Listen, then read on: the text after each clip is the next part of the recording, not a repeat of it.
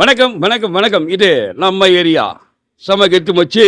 So இப்போ நம்ம சந்திக்க வந்திருக்க இடம் எது அப்படின்னு சிலருக்கு அறியலாம், பலருக்கு அறியாமல் இருக்கலாம். கீழே வீதியில் நீங்கள் எப்போ போனாலும் ஏதோ ஒரு விடயத்துக்காக கண் அந்த பக்கம் போகும். அது எந்த இடம் அப்படின்றது சொல்லும்போது உங்களுக்கு நல்லாவே தெரியும். கீழே வீதி திவ்யா சீட்ஸ்.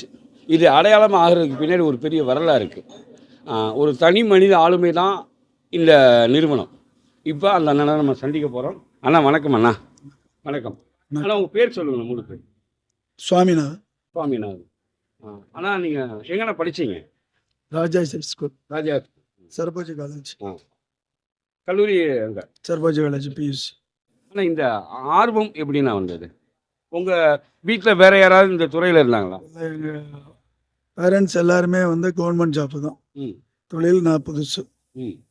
அதான் உங்கள் தலைமுறைக்கு நீங்கள் தான் தொழிலை வந்திருக்கீங்க. அந்த நிலை உங்களுக்கு எப்படி நான் உருவானது? வேலை இல்லைன்னொன்னே ஒரு பெட்டி கடை வச்சேன்.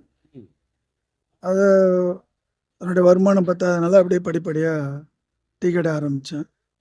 அது நல்லா போயிட்டு இருக்கும்போது பலகார கடை ஆரம்பித்தேன். அது டெவலப் ஆகும்போது ஸ்வீட் ஸ்டால் ஆரம்பித்தேன். அதுக்கப்புறமா பேக்கரி ஆரம்பித்தேன். எல்லாத்துலேயுமே வெற்றி கண்டேன். மக்கள் மத்தியில் கீழே வீதியில் திவ்யா சீட்ஸ் அப்படின்னு ஒரு அடையாளமாக இருக்குன்னா நீங்கள் நினைக்கிற ஏதாவது ஒரு காரணம் சொல்லுங்களேன்.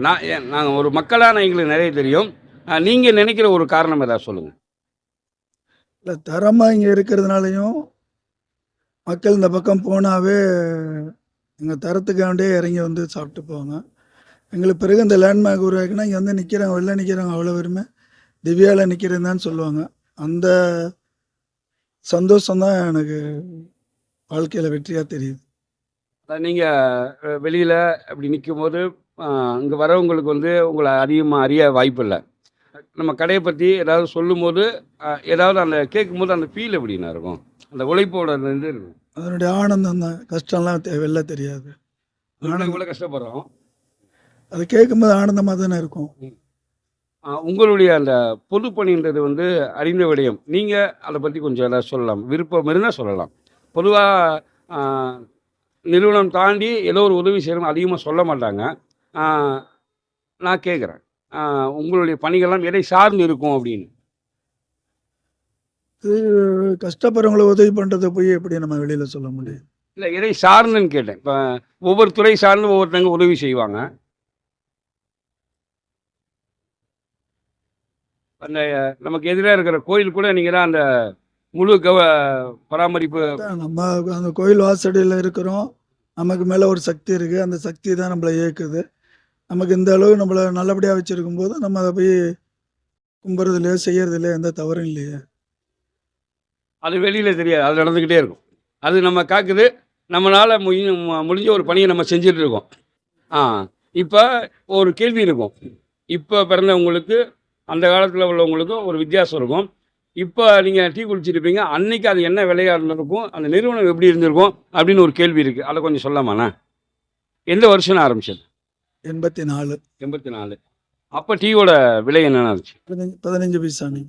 நான் இதுக்கு முன்னாடி விசாரிக்கும் போது ஒரு கூரை மாதிரி போட்டு அந்த கடை இருக்கும் அப்படின்லாம் சொல்லியிருந்தாங்கண்ணா. ஃப்ரெண்டில் கீத்து போட்டிருந்தோம். இந்த சாப்பிட்ற இடத்துல கீத்து இருக்கும் நிழலுக்கு. இந்த 40 வருஷ பரிமாற்றம்ன்றது அன்னைக்கு நீங்கள் நினச்சிங்களா? உங்கள் கோல் இருக்குல்ல?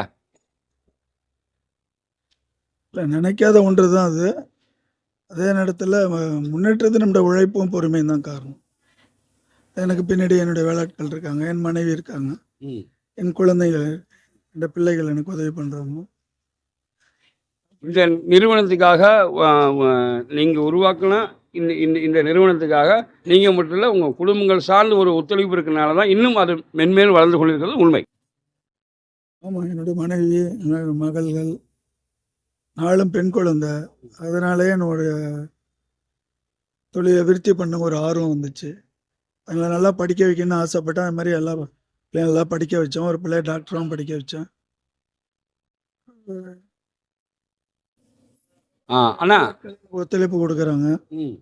அதனால் நான் மேலே மேலே வளர்ந்துக்கிட்டு இருக்கேன். அதை விட முக்கியமாக என்னுடைய வாடிக்கையாளர்கள், எனக்கு 40 வருஷம் அந்த வாடிக்கையாளர்கள் இன்னமும் இருக்கிறார்கள். என்னுடைய தரத்துக்கு வேண்டி மயங்கி வர்றாங்க. அதனால் நான் வந்து மேலே வளர்ந்து கொண்டு இருக்கேன். நான் வாடிக்கையாளருக்கு தான் நன்றியை சொல்லணும். அடையாளத்துக்கு பின்னாடி வாடிக்கையாளர் தான் முன்னாடி நீங்கள் நிப்பாட்டி வச்சுருக்கீங்க. அதனால தான் இன்றைக்கி இந்த நிறுவனம் இந்த அளவுக்கு நின்று போயிட்டு இருக்கு. இப்போ இருக்கிற இளைஞர்களுக்கு அந்த தொழில் சார்ந்து நம்ம ஏதாவது முன்னெடுக்கணும்னு நினைக்கிறவங்களுக்கு நீங்கள் ஏதாவது சொல்லலாங்க? உழைக்கணும், நேர்மையாக இருக்கணும், பொறுமையாக செயல்படணும். பட் நம்ம எதை தொட்டாலும் மேலே வரலாம். எதுவுமே எந்த தொழிலும் மட்டம் கிடையாது. எந்த தொழிலை செய்தாலும் அதுக்கு முழு ஒத்துழைப்பு கொடுக்கணும், முழு கவனம் செலுத்தணும், முழுமையாக கஷ்டப்படணும். நேர காலம் பார்க்காம கஷ்டப்பட்டால் மேலே வரலாம். ரொம்ப ரொம்ப மகிழ்ச்சி. இது நம்ம ஏரியா சம கெத்து மச்சி நிகழ்ச்சிக்காக திவ்யா சில்க்ஸ் உரிமையாளர் சாமிநாதன் நம்ம சந்திச்சிருந்தோம். ஸோ கீழே வீதி அப்படின்னாலே உங்களுக்கு நான் வந்திருக்கோம் திவ்யா சில்க்ஸ். இந்த பக்கம் யாரோ போகும்போது வரும்போது நீங்கள் பார்த்துட்டே இருந்திருப்பீங்க. ஸோ இப்போ இந்த விஷுவல் பார்க்கும்போது உள்நாடு வெளிநாடு எங்கே இருந்தாலும் சரி டக்குன்னு ஒரு கமெண்ட் பண்ணுங்க. நான் இங்கே இருந்தேன், இப்போ கூட இந்த காலகட்டத்தில் நாங்களாம் வந்திருக்கேன் போயிருக்கின்றது உங்களுக்கு ரீகால் ஆகும். ரீகால்ன்றதுக்காக தான் இந்த மாதிரி நாங்கள் விடயங்கள்லாம் முயற்சி எடுத்துகிட்டு இருக்கோம். இந்த நிகழ்ச்சிக்காக தங்களுடைய நேரத்தை ஒதுக்க அண்ணன் அவர்களுக்கு மீண்டும் ஒரு முறை எங்கள் அணியின் சார்பாக நன்றியை தெரிவித்துக் கொண்டு அப்படியே எடுத்து நாங்கள் முன்னாடி எடுத்து போயிட்டே இருக்கோம்ண்ணா.